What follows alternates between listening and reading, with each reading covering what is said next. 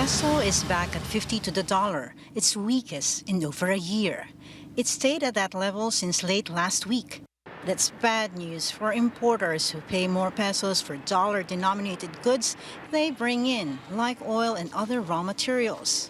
But the clear winners, dollar earners like the overseas Filipino workers and exporters.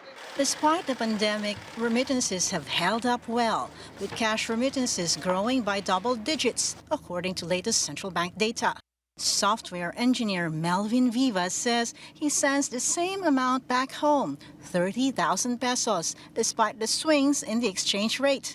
He's been living in Singapore for 16 years now and has seen worse times for the peso. It's like inevitable already that I need to send it. So even if the peso is weak or not, I really send the same amount anyway. If the peso is weak, yeah, it is favorable for us because we could send a bit more.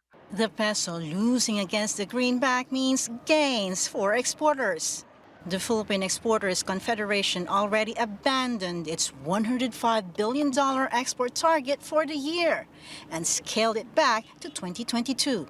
The pandemic dealt a heavy blow on the industry as shipment costs stay elevated amid lockdowns. That is why it is partly a blessing that the dollar at least does not work against them, because in the past, when it was in the level of 47, it adds to the woes of the exporters. So it's somewhat compensates some of their problems.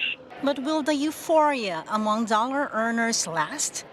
BDO market strategist Jonathan Raveles forecasts a modest rebound as an economic recovery should keep the peso stable. Where the exchange rate is creates competitiveness for us. We're seeing more of an appreciation probably towards the 49.50 as we get to see the strength of remittances, which has already started to show its resurgence as jobs are slowly being reoffered, as most of the developed economies are slowly going back to normal.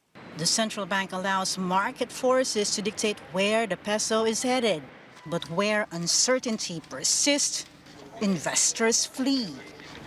Lois Calderon, CNN Philippines.